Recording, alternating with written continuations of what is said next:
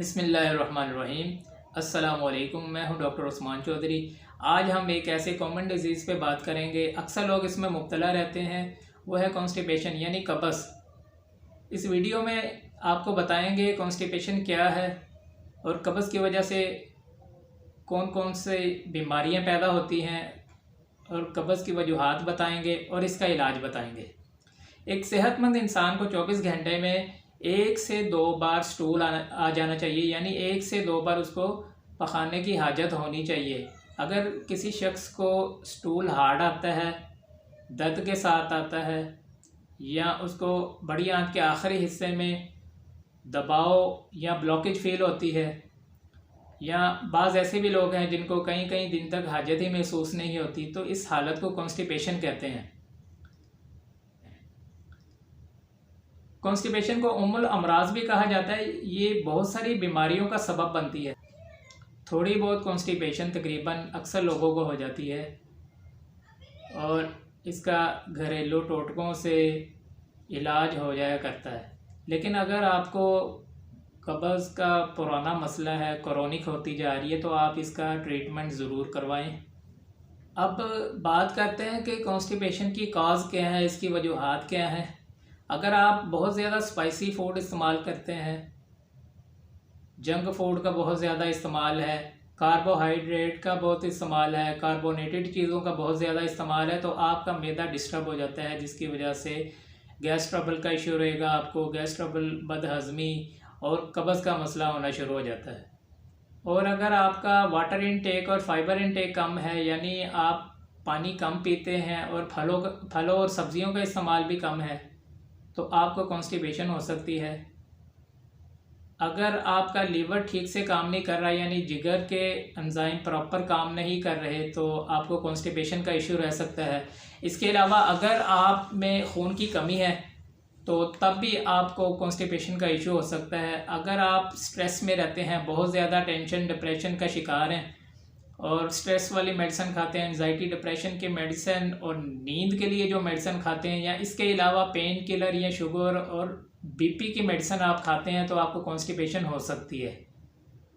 अगर आप physically inactive हैं, कोई एक्टिविटी नहीं आप करते, तो आपका डाइजेस्टिव सिस्टम स्लो हो जाता है, फिर आपको कॉन्स्टिपेशन का मसला होना शुरू हो जाता है। तो आप फिज़िकली एक्टिव रहें, जितना आप एक्टिव रहेंगे उतना आपकी आंतें भी एक्टिव रहेंगी। और ख़ास तौर पे खाना खाने के आखिर में पानी ना पिएं।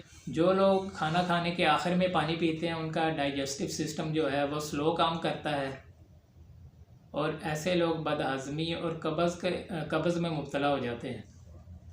अब मैं आपको बताऊंगा कि कॉन्स्टिपेशन की वजह से क्या क्या कॉम्प्लिकेशन हो सकती हैं। कब्ज़ की वजह से सबसे पहले तो इसका इलाज करवाया जाए, किसी डॉक्टर के पास, अच्छे डॉक्टर के पास जाके इसका इलाज करवाएं। खून की नालियाँ सूज कर जोर लगाने की वजह से हेमोराइड बन जाते हैं, मस्से मोके वगैरह बन जाते हैं, जिसकी आपको बहुत ज़्यादा तकलीफ़ हो सकती है। और पाइल्स और बवासीर का इशू आपको रहेगा कॉन्स्टिपेशन की वजह से।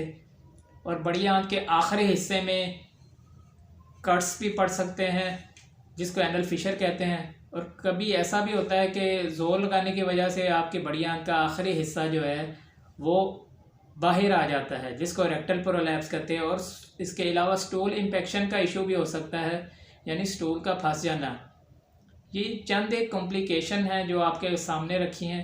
कॉन्स्टिपेशन का आप फ़ौरन इलाज करवाएं।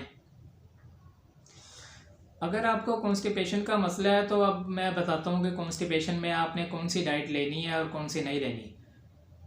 कॉन्स्टिपेशन में आपने कार्बोहाइड्रेट वाली चीज़ें छोड़ देनी है, बेकरी आइटम्स नहीं खानी, फास्ट फूड, जंक फूड का इस्तेमाल बिल्कुल बंद कर देना है, तेज़ मिर्च मसालों वाली तली हुई चीज़ें भी छोड़ दें आप। और आलू, बैंगन, बंद गोभी का इस्तेमाल बंद कर दें। अब आपने खाना क्या है, अमरूद का इस्तेमाल करें, पपीते का इस्तेमाल कर सकते हैं, खजूर का इस्तेमाल कर सकते हैं, आड़ू इस्तेमाल कर सकते हैं, सलाद का इस्तेमाल करें, कच्चा टमाटर आप सलाद में इस्तेमाल कर सकते हैं, बादाम और मूंगफली इस्तेमाल कर सकते हैं। इनमें फ़ाइबर की मिकदार बहुत ज़्यादा होती है। ग्रेप फ्रूट का इस्तेमाल करें, ये कॉन्स्टिपेशन के लिए बहुत अच्छा है और आपका डाइजेस्टिव सिस्टम जो है इससे बहुत अच्छा हो जाएगा। छिलका इसबगोल का इस्तेमाल करें और रोगने बादाम का इस्तेमाल कर सकते हैं। इस डाइट से इंशाल्लाह आपका घर में रहते हुए जो है ना कॉन्स्टिपेशन का मसला हल हो जाएगा। अगर आपका क्रोनिक मसला है तो आप इसका ज़रूर ट्रीटमेंट करवाएं अपने डॉक्टर के पास जाके।